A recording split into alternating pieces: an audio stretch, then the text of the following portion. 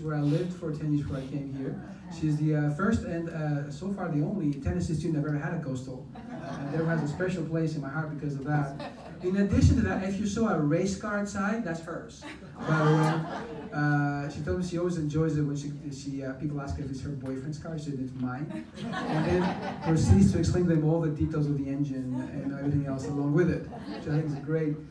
So Caitlin is a junior, majoring in intelligence and national security, double minoring in religious and Islamic studies. So she focuses a lot on religion. I think her topics are also connect to that in a major way. Her primary field of analysis is the proxy war in Yemen that's happening right now. The focus is determining who's going to win that war, if you can even say there's going to be a winner in that war, or in fact in any war, to be honest. Caitlin heads in addition to her role in the CIB, she is also the vice president currently of the Women in Intelligence and National Security Club. We have a club at Coastal that aspires to encourage more women to apply in what is a very male-dominated field of work currently. And in addition to that, she has, again, interest in religion. She heads the Interfaith and Intercultural Dialogue Club at Coastal as the president of the club. She's talking to us today about a very interesting topic, Yemen and what's happening there. Please welcome Caitlin Preston.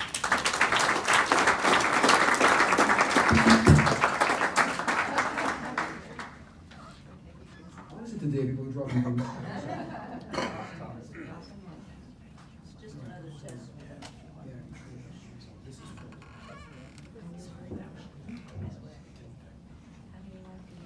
Okay, good morning everyone.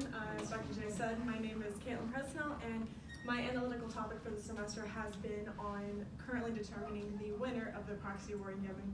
As you said, if you could actually determine that. So I wanted to begin just showing you where Yemen is. I feel like it's a country that many people may not have heard of, or at least don't know where it's at. As you can see on this worldview map, it is located in the Middle East. It is bordered by Saudi Arabia and Oman. It's within the Gulf states of the Middle East, and it's also bordered by the Arabian Sea and the Red Sea. This is important because some of the port cities within Yemen are super important to the war currently going on in Yemen, as you can see in the ports of Al-Hudaida, which is on the far side over there, the bottom, which is Aden, and then Al-Muqalla. So just a brief background about Yemen. Yemen is a predominantly Islam country. They are 65% Sunni, 35% Shiite. Yemen currently is not in full control of the Yemeni government, so the Yemeni government is predominantly Sunni, whereas different factions in Yemen are predominantly Shiite. The government is a bicameral parliament. That means that they have a president and a prime minister, but the president is the head of state. Currently they are in transition due to the civil war. This is their current president, Abdullah Mansour Hadi, and their current prime minister, Ma'in Abdul Malik Saeed. Currently, the country of Yemen is in control of multiple states. In the green, you can see that this is the area that is controlled by the Houthi rebels, which is a rebel faction within Yemen that is fighting for independence against the Yemeni government. In the pink, you can see that that is what is in control of the Yemeni government, and then the white, of course, is what Al-Qaeda controls. This is a sect of Al-Qaeda called Al-Qaeda in the Arabian Peninsula. So the Civil War began out of the Arab Spring, which was a series of anti-government uprisings that moved throughout the Middle East in the early 2010s. This Arab Spring hit Yemen, and it challenged former President Ali Abdullah Saleh. There was a lot of protests and uprising against his rule, which had lasted for over 33 years. In an attempt to stop these protests that were going on, they transitioned to the current president, President Hadi. He still resides as president today, even though he has been exiled, and he and the prime minister primarily live within Saudi Arabia. After this transition happened, there was a lot of weakness going on within Yemen due to a lot of support still being garnered for former President Saleh. There was a lot of attacks going on from Al-Qaeda and ISIS, and there was a lot of different groups that had formed, such as the Houthi rebels, who still wanted, they either wanted their own government formed or they wanted former President Saleh to still rule over Yemen. This is where the Houthi rebels come in. Their official name is Ansar Allah, which means partisans of God. Their primary leader is Abdul Malik Badreddin al-Houthi. He is the current leader of the Houthi rebels right now. This the best picture I could get of him. I'm sorry, he doesn't really take pictures posed as the presidents do. They are a predominantly Shiite Islam group, which comes in due to the Yemeni government being predominantly Sunni Islam. So the proxy war is a war being fought between Saudi Arabia and Iran. Saudi Arabia is supported by a coalition of states that are located within the Middle East. Those coalition of states are supported by the United States, the UK, and France. Germany used to support these coalition of states, but they recently pulled back on that support in an attempt to end the proxy war going on. This Saudi Arabian coalition supports the Yemeni military, which resides under President Hadi. And then they do this in an effort to fight back Iranian influence and control throughout the state of Yemen. So Iran supports the Houthi rebels. I wouldn't say that they had the same amount of support that Saudi Arabia has in the war. Saudi Arabia has involved themselves thoroughly in the war through the use of airstrikes and providing military support and military operations throughout Yemen. Iran has primarily supported the Houthi rebels through aid. They haven't really involved themselves through the use of airstrikes like Saudi Arabia has. They do support the Houthi rebels though because they fall under the same sect of Islam that they do, which is Shiite Islam, even though Iran is the sect of Zaydism. Iran supports the Houthi rebels in their fight for independence from the current government and the creation of their own government within Yemen. So I wanted to talk about a few recent events that has happened within these wars. I can't talk about the whole background of the war and everything that's happened since it's been going on since 2012. But the most recent event that happened in December of last year was something called the Stockholm Agreement. This was a ceasefire deal that was agreed upon between the Houthi rebels and the Yemeni government. This deal outlined a ceasefire and withdrawal from major ports within Yemen, including the ports of Hudaydah, Razisa, and Salif. So far, this has failed. The Houthi rebels still have a position within these ports of Yemen, but the Stockholm Agreement still stands. Even though that this withdrawal has not happened, there is still a ceasefire going on. There has been visits from important people throughout the world, such as UN Special Envoy Martin Griffiths, who is on the left, and then British Foreign Secretary Jeremy Hunt, who is on the right. They have both visited Yemen and talked with the Yemeni government and the Houthi rebels in an attempt to salvage the deal and keep the ceasefire going and influence a removal of military personnel throughout these ports. There also has been accusations on both sides of the Yemeni government and the Houthi rebels of breaking the ceasefire throughout these ports, which has not helped with withdrawals throughout the ports of Razisa, Salif, and Hudaydah. And then the Houthi rebels have also threatened to attack Saudi Arabia, proxy for the Yemeni government, with the use of ballistic missiles that they have garnered from Iran and that they have been stockpiling, as they have said. As you can see on this map, it is a little bit of an old map, I will say. It's really hard to get newer maps when it comes to this stuff. But you can see these ports of Hudaydah on the left, Salif, and then Razisa is right next to Salif, right in that area. So the next current event I wanted to talk about was the War Powers Resolution. The War Powers Resolution is probably something you've heard of. It was passed in 1973. This gives Congress the ability to restrict military assistance abroad when there is no formal declaration of war, as in this case. Congress recently invoked this resolution. It passed all the way through, and they did this in an attempt to end United States aid in Saudi Arabia, which we have been sending to them to aid in the proxy war in Yemen. This passed through the House with a 248 to 177 vote, and Senate with a 54 to 46 vote. I show this and deem it important due to the amount of Republicans within the House and the Senate. This shows that many Republicans came over to the Democrat side to push this through. This recently went to Trump's desk where he vetoed this resolution. This was, if you may have heard, was the second veto of his presidency. He stated that it was unnecessary and that it challenged his presidency because we did not have troops on the ground within Yemen, even though we are providing aid to Saudi Arabia.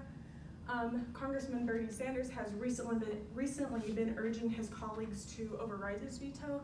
He has stated that it is a part of Congress's constitutional responsibility to do so.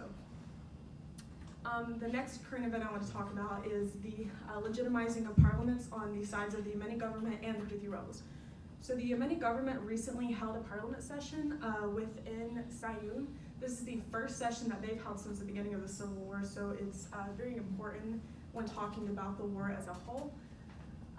President Hadi and the Prime Minister were both in attendance. They had anywhere from 140 to 145 people in attendance. These numbers have been reported very differently because they need a minimal amount of, I believe it's 140 for the session to be legalized in Yemen. So as you can assume, Saudi Arabian reports report very high, and then Houthi rebels reports and Iranian reports report very low numbers. They met in Sayun instead of Aden, which is in the middle of Yemen on that map with the big red star so you all can see it. This is important because Aden is the temporary capital of Yemen right now. Sana'a is the capital of Yemen before the Houthi rebels took control. They did not meet in Aden where you would assume they would, since it is the temporary capital, and they instead met in Sayun, which is important because it's further away from where the Houthi rebels control.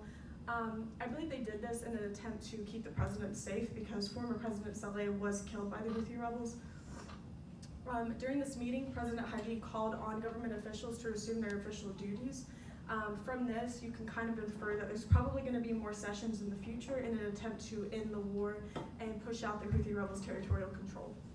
On the other side, the Houthi rebels recently stated that they were holding elections to fill their parliament seats. So the Houthi rebels do have their own parliament. When the capital split, when the Houthi rebels took control of the capital of Yemen, the parliament split. So half the parliament stayed in the capital of Yemen where the Houthi rebels control, and then half the parliament went to the new capital in Aden where the Yemeni government has control. So they are attempting to fill the empty seats that they have in an attempt to legitimize their parliament in opposition to the Yemeni government. It'll be interesting to keep an eye on this to see if they do hold any sessions in the future. So far, the only group that has held a session is the government backed by President Hadi. So it'll be interesting to see if they can hold their own session in the future. This helps to show Saudi Arabian influence throughout the region and Iranian influence. Saudi Arabia had a hand in the parliament session happening with the President Hadi-backed parliament because many people who were a part of this parliament were in Saudi Arabia. So they needed safe travel into Yemen. And then you can see the Iranian influence through the Houthi rebels' elections. So my analytical conclusion currently stands that it can be assessed with moderate confidence that Saudi Arabia is currently winning the proxy war in Yemen. This has changed multiple times throughout the semester based on different stuff that has happened, as you can assess with a war. So as I stated, this is because of the War Powers Resolution. Initially, this would have put Iran ahead of Saudi Arabia, but President Trump vetoed it, so Saudi Arabia will continue to receive aid unless this veto is overridden, which they are predicting will not be. They are predicting that it won't reach those 2/3 vote that they actually need within Congress. This is also because of the Stockholm Agreement, which still stands. Although there has not been withdrawal from these major ports, the ceasefire still stands, and there has not been much fighting going on as there once was before this agreement was created, which helps to show Saudi Arabian influence through that. And then the parliament session again shows Saudi Arabian influence because this is the first one that they've had since the war began. And then I just want to end with significance to the United States. I'm sure you're all wondering, why should we care about a war in Yemen that's so far away in another continent? This is because of Iranian influence. So Iran has attempted to spread their influence throughout the Middle East for years. You can see that through the proxy wars that Saudi Arabia and Iran have involved themselves in. This is not the only proxy war they're involved in. And you can see their Iranian influence being spread through the Houthi rebels. You can also deem this as important because Al-Qaeda has presence within Yemen. This is a faction of Al-Qaeda called Al-Qaeda in the Arabian Peninsula. It's a group that operates within the Gulf states of the Middle East, which is an important group because of course, the creator of Al-Qaeda, Osama bin Laden, was born in Saudi Arabia. So it has the most operation out of all of the sects of Al-Qaeda. Through the United States aid being supplied to Saudi Arabia and the UAE, which is part of the coalition, it has recently been discovered that the United States has been indirectly supporting Al-Qaeda within Yemen. This is through aid being provided to the UAE, and the UAE has been providing this aid to different groups within Yemen to fight the Yemeni government. As it turns out, these groups did have ties to the QAP. Whether this aid has been stopped or not, it has been denied by the UAE, so it'll be interesting to keep an eye on that and see how the Al-Qaeda uses this aid to further their position within Yemen. And then to end, the United States is aligned with President Hadi. He is pro-West and aligned with Saudi Arabia, who is one of our allies. And that concludes my brief.